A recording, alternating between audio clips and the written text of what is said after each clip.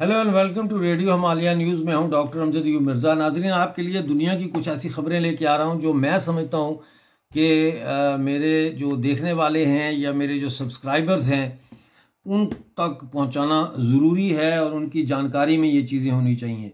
सबसे इस वक्त जो अहम खबर सामने आ रही है वो अमेरिका के एक साबिक कर्नल हैं जो अमेरिकन टेलीविज़न पे अक्सर आते हैं तज्ज़िया नगार की हैसियत से। उन्होंने ये कहा है, उनका नाम है डगलस मैकग्रेगर। उन्होंने ये कहा है कि मिस्र जो है वो तैयारी कर रहा है जनूबी गाज़ा पर हमला करने की, और जनूबी गाज़ा पर हमला करने के बाद वो फ़ौजें जो है वो तल अवीव की तरफ पेशकदमी कर सकती हैं।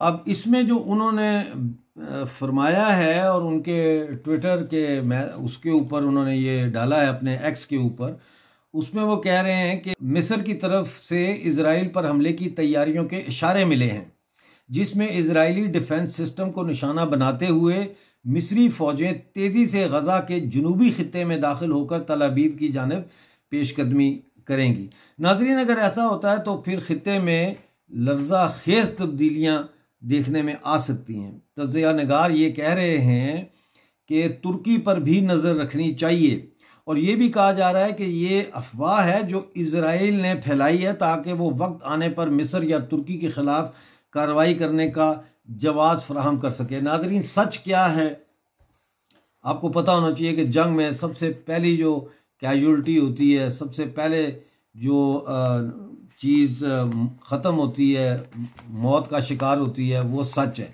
अब मेरा ये ज़ाती ख्याल है कि जनरल सीसी जब तक मौजूद हैं मिस्र शायद इस किस्म की कोई कार्रवाई करने से बाज रहेगा। और लेकिन ये एक इम्पोर्टेंट तज्ज़िया नगार है अमेरिका के थिंक टैंक से भी इनका ताल्लुक़ है, कर्नल डगलस मैकग्रेगर, तो इनकी बात को हल्के में भी नहीं लिया जा सकता।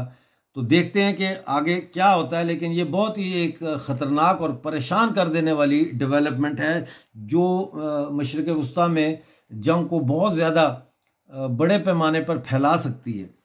दूसरी तरफ आपको पता ही है कि कनाडा के नए नामजद वज़ीर आज़म जो है वो मार्क कार्ने बनाए गए हैं और वो अमेरिका के ख़िलाफ़ बड़ा सख्त स्टैंड ले रहे हैं। उन्होंने कहा है कि अमेरिका पर महसूलात जो है टैरिफ उस वक्त तक नाफिज रहेगा जब तक अमेरिका कनाडा का एहतराम करना ना सीख ले।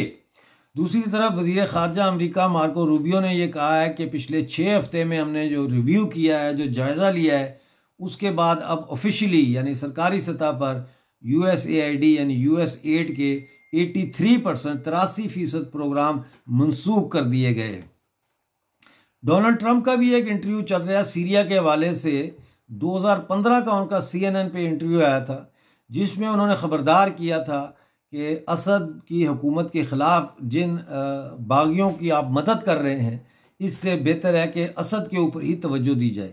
मैं वो पहले आपको इंग्लिश में पढ़ के सुना देता हूँ कि उन्होंने CNN को 2015 में इंटरव्यू देते हुए क्या कहा था, आज से 10 साल पहले। उन्होंने कहा कि the problem in Syria is we have no idea who the other side is, यानी सीरिया में सबसे बड़ा मसला ये है कि हमें इस बारे में कोई इदराक नहीं है, कोई फहम नहीं है, कोई पता नहीं है कि दूसरी तरफ कौन है। Maybe we are better off with Assad, मेरा ख्याल है कि हम असद के साथ ही जो है वो बेहतर हैं। We give the rebels weapons and ammunition but to me Assad looks better than the other side. उन्होंने कहा कि हम बागियों को असला और बंदूकें दे रहे हैं, लेकिन मेरा ख्याल है कि असद जो है वो दूसरी जानिब के जो लोग हैं उनसे मुझे बेहतर लग रहा है। और आज आप देखें कि किस तरह से मिस्र के सीरिया के अंदर जो है वो बड़े पैमाने पर क्रिश्चियनों का कत्लेआम जारी है और शहरियों को मारा जा रहा है। तकरीबन 2000 तक की तादाद बताई जा रही है जो पिछले चंद दिनों में कत्ल किए गए इस जहादी तंजीम की जानिब से जो इस वक्त सीरिया पर के बड़े इलाकों पर जो कब्ज़ा कर चुकी है। उधर नाजरीन अमेरिका से एक और दिलचस्प खबर आई है। डिपार्टमेंट ऑफ गवर्नमेंट एफिशिएंसी जो इलॉन मस्क के मातहत चल रही है, उन्होंने कहा है कि 11 साल और इससे भी कम उम्र के बच्चों के नाम पर $312 मिलियन के कर्जे जारी करने का इंकशाफ किया गया है। पता चला है कि $312 मिलियन यानी 31 करोड़ डॉलर के कर्जाजात जो है वो 11 साल और उससे भी कम उम्र के बच्चों के नाम पे हासिल किए गए हैं। तो ये जो है वो कह रहे हैं कि सैकड़ों, इसके अलावा सैकड़ों अरब यानी सैकड़ों अरब डॉलर्स मालियत के जाली कॉन्ट्रैक्ट्स यानी मुआहदों का भी खोज उन्होंने लगाया है। इसके अलावा नाज़रीन आज जो है वो 10 मार्च है और आज यूक्रेन के सदर ज़ेलेंस्की जो है वो सऊदी अरेबिया के जो क्राउन प्रिंस है मोहम्मद बिन सलमान, उनसे मुलाकात कर रहे हैं। और ये मुलाकात जो है ये कल यानी 11 मार्च को होने वाला जो अमेरिका और यूक्रेन के दरमियान यक रोज़ा मुज़ाकरात हैं जंगबंदी के हवाले से, उसकी रोशनी में इसे ख़ासी अहमियत दी जा रही है। कल जो 11 मार्च को मुज़ाकरात होने जा रहे हैं उसमें जो यूक्रेन का जो वफद है उसमें उनके फ़ौज के चीफ ऑफ स्टाफ हैं, फॉरेन मिनिस्टर और डिफेंस मिनिस्टर शामिल हो रहे हैं। जबकि अमेरिका की तरफ से जो डेलीगेशन है, वफद है, उसमें मार्को रूबियो हैं और माइक वॉल्स हैं जो नेशनल सिक्योरिटी के एडवाइज़र हैं। इसमें 4 चीज़ें जो है उन पर बात मुतवक्को है, जिसमें एक तो जंगबंदी है, दूसरा ये है कि जो मिनरल डील अमेरिका और यूक्रेन के दरमियान होना चाहती है वो करना चाहता है अमेरिका, उसके हवाले से मैं आपको बता दूं कि यूक्रेन में जो अंदाज़ा लगाया गया है वो जो ज़मीनी नायाब धातें हैं वो 11.7 खरब डॉलर उनकी मालियत है और अमेरिका आधे के ऊपर अपना इख्तियार जता रहा है।